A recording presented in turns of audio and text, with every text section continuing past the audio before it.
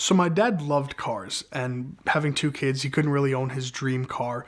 But one of the cars he was absolutely in love with was a 1995 black on tan Corniche that his friend had had back in the day out west. But as I started growing up and messing with cars more, I always figured, I might be able to get him one day. So I began searching for Corniches, black on tan Corniches. It was always in the back of my mind. I realized that it was a very rare car. Being in 1995, there were only 25 of them, and so I started to kind of put together a little bit of a registry on them and start mapping out the VIN numbers that had come to America and see which ones could have possibly been the same car. And I had found a couple other black ones, and I also kind of knew in the back of my mind that Death Row Records had 1 or even 2, and it turns out they actually had 3. So they were able to check off quite a few of the VINs, and I started to realize that there were only a couple of black ones and only one with the black on tan interior. As I had done research into the Death Row cars and trying to piece together all the last for sale listings and whatnot of Corniche 4s, I came across a registration that had sold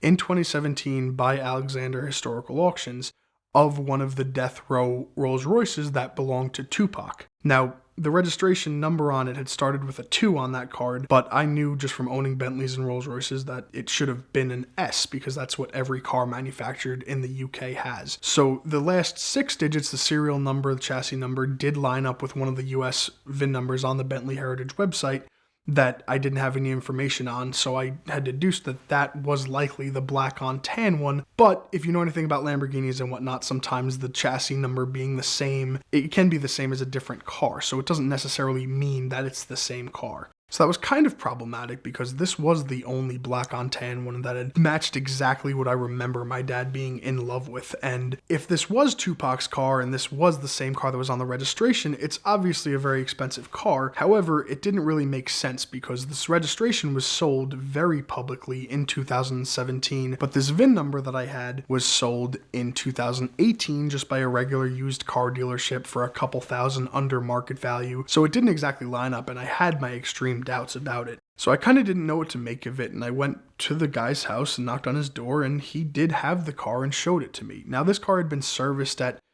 chain shops and was kind of in a bit of a neglected state, not being drivable, but he had it, and it was actually, knowing what I know now, it was parked next to a black on black E38 7 Series, which just gave me goosebumps as soon as I walked in with my suspicions. So I didn't know if this car was the same one on that registration, if this was Tupac's car, if this was a different VIN number. All I knew was I was standing with a black on tan 1 of 25 Corniche that someone was willing to sell me, and it was my dad's dream car. So I took the gamble no matter what on it, and I couldn't wait to pull up in front of my dad's house with this dream car after we had fixed it. So we had agreed on a number that was strong for a non-running Corniche, but not strong if it was Tupac's car.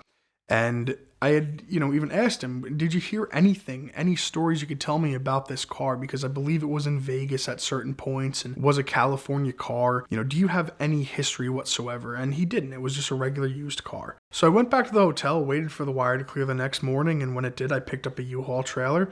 We loaded it on, and I started the drive home. So I'm driving home with this car on my trailer thinking either I'm going to make my dad very happy or I just secured an extremely significant car and I have a very expensive car on the back of my trailer and I have to be very careful with it. So I was kind of getting a little bit more nervous, and even as the night came, I didn't even get a hotel. I just drove through. I was way too nervous to leave the car unattended.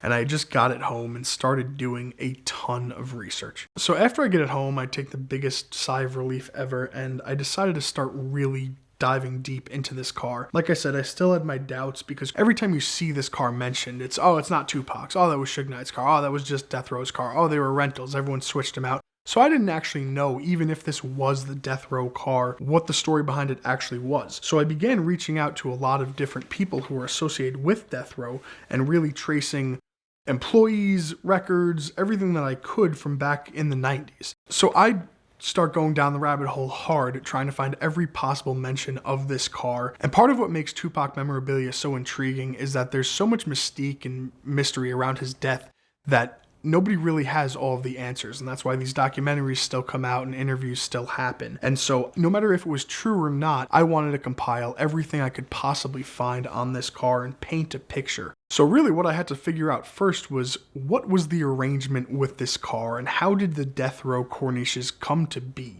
I spoke with Reggie Wright Jr., who was actually extremely nice to me, gave me the time of day, and was willing to help me compile as much history as he could.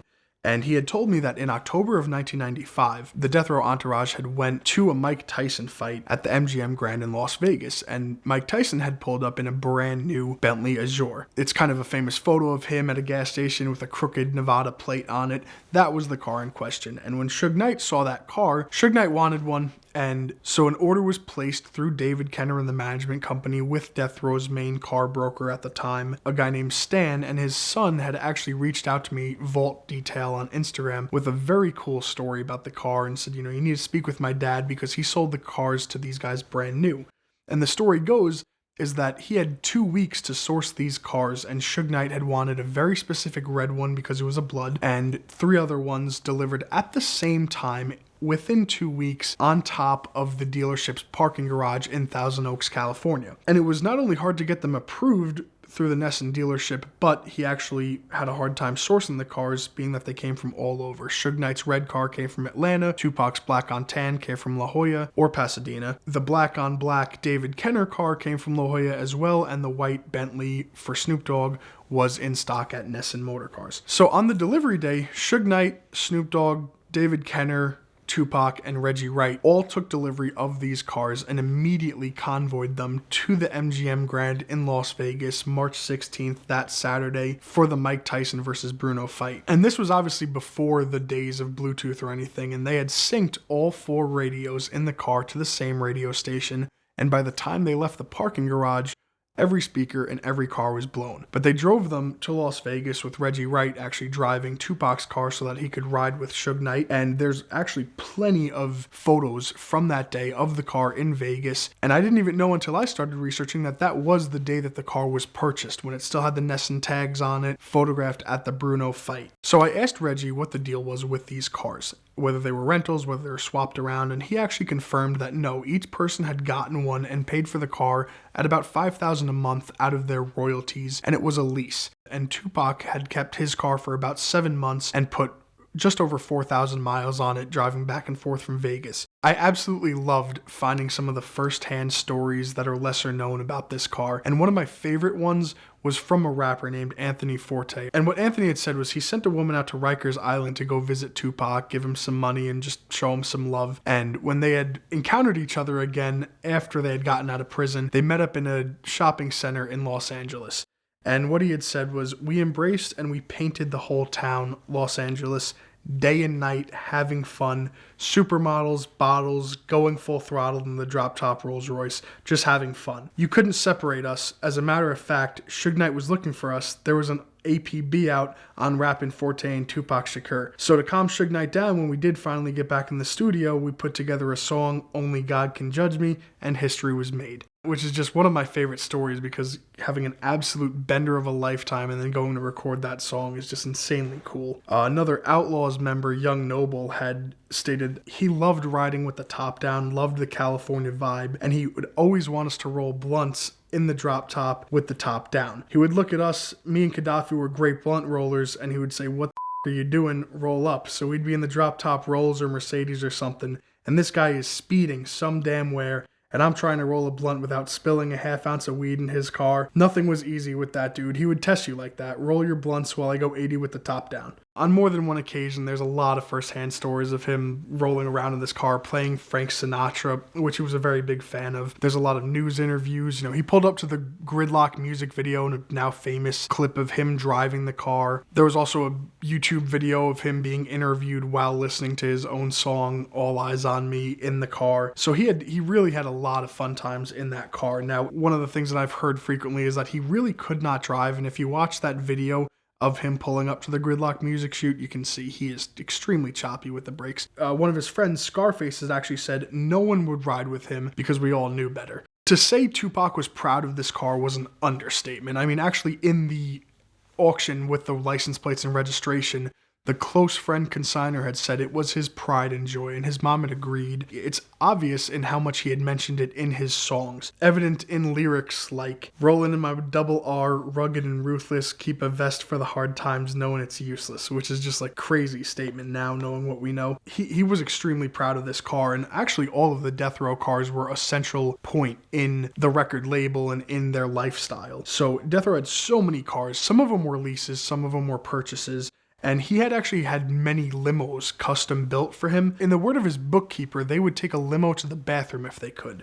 So one of the shops that they had a lot of custom work done at was the now famous One Stop Auto Sounds and Accessory in West Covina. It started from a tire shop guy who had went into customizing cars, and there's a famous video of Tupac walking around that shop where you can actually see a lot of the Death Row cars. Suge Knight's green slant-nose Porsche, his red dually Suburban, 57 Chevy, his magenta SL with an AMG kit. And I had actually found out after the fact that the reason they were red and green is because those are the blood colors. I didn't know green was a blood color. So that's why he had, all these different cars, and he modified them extensively. Now, one of the cool things that Reggie had said to me on the phone was, without even asking him, he had volunteered, "Have you found the secret compartments in the Rolls Royce yet?"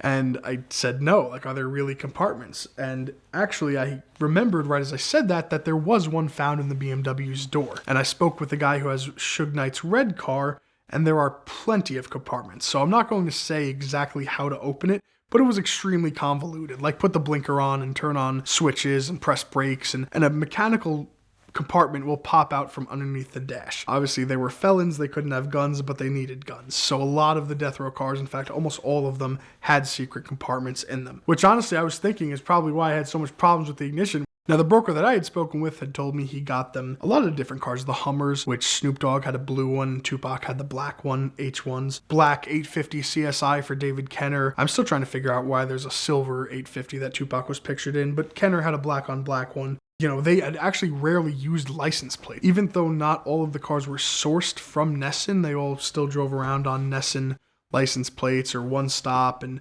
that's evident in a lot of the music videos too. You can see those tags on the cars. So a little bit of story about Death Row and how it started, if you don't know, and Tupac's life and how this all relates to the cars. Death Row was funded by Interscope Records. That was their distribution company, and a guy who had founded that was Jimmy Iovine. Other companies had been quoted as saying, "Life is too short to get involved with Suge Knight." But Jimmy is comfortable with gangsters. He's a street guy himself. Suge Knight had started Death Row with Dr. Dre, but it wasn't until, Tupac had came into the picture that it really blew up into what it was. And Suge wasn't actually into the idea of Tupac being an artist initially. It was once he became a thug and was kind of convicted of crimes and beating people up and whatnot that he became more attractive to Suge and he wanted him on. Now, Iovine had actually said to Suge Knight with regards to Interscope Records, "Take this kid. Take him, please. He's out of control. You can control him. Take him," about Tupac. And that he should work with Dr. Dre and Death Row Records, but Tupac didn't want to leave Interscope. They had fronted him $600,000 while he was in jail, but it wasn't enough and they weren't willing to give him more, and a lot of it's speculation that it was because they wanted to squeeze him out and move him into Death Row.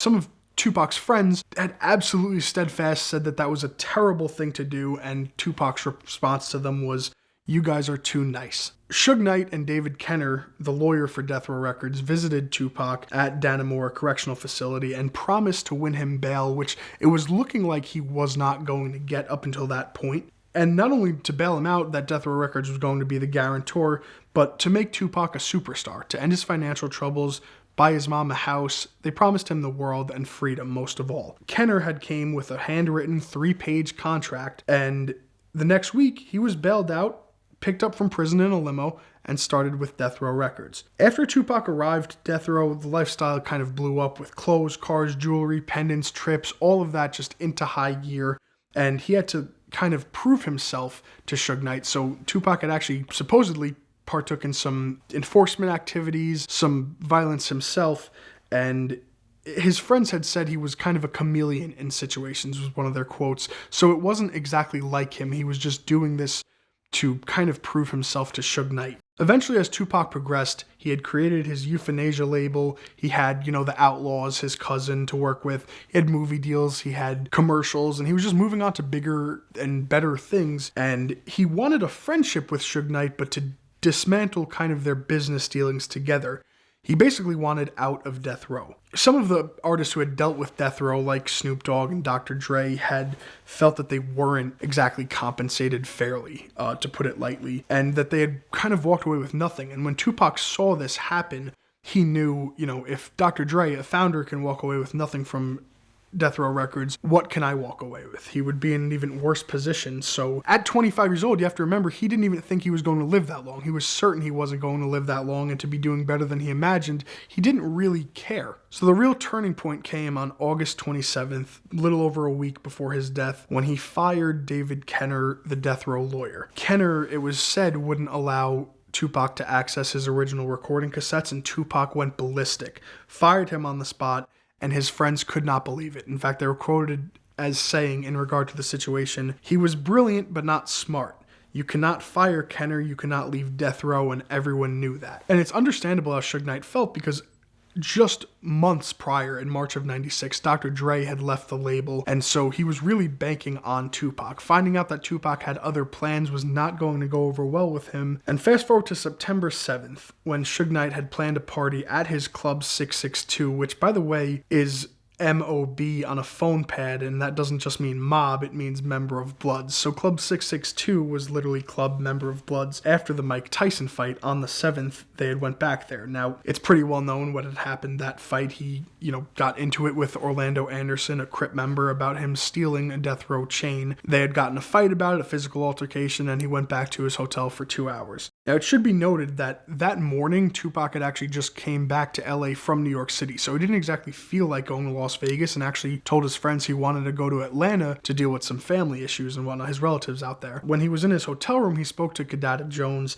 and told her that he wanted to take his Hummer, as they had a lot of things to discuss, and he insisted he ride in the BMW with him. A former Death Row Records bodyguard said it was kind of unusual that they weren't armed in the car and Tupac didn't have his vest on, that they didn't have a security guard in the vehicle with them, and that they were just kind of driving alone, coupled with the fact that the black Supra that was driven by Bunty couldn't keep up with a '94 Cadillac. Basically, that car had taken fire, and that was actually another pretty significant death row car. It was in a police report, having sustained bullet damage in the police chase trying to chase the Cadillac. Just over 1 month later, on October 22nd, Suge Knight went to jail for a parole violation. By the end of that year, Snoop Dogg was planning his exit. Everything began to unravel, and in 1997, Interscope cut ties with Death Row Records. So, while all of the death row history is pretty well known, what a lot of us watching this want to know is what happened to the cars. Obviously, I now own the Tupac Rolls Royce, and it's in New York with me. It has about 73,000 miles on it now, and we've done some minor work to it, some mechanical reconditioning, some servicing, very minor paint touch-ups here and there, and the car is in still very good condition with what we believe to be original leather and mainly original paint. Even though it was kind of well on its way of being neglected, it still was a very nice car. According to what I heard from not only Reggie Wright, but the bookkeeper and a couple other people in Death Row Records, the Rolls Royces, all being leases, were actually all turned back early except for Suge Knight's, and he had purchased his and kept it until about 2001, 2002, but the other cars were turned back all in late 1996, if not 1997 in the case of Snoop Dogg. Tupac's first car, a 1992 Cherokee Limited black on black, was bought brand new in LA before actually coming to the Atlanta area and being scrapped with about 200,000 miles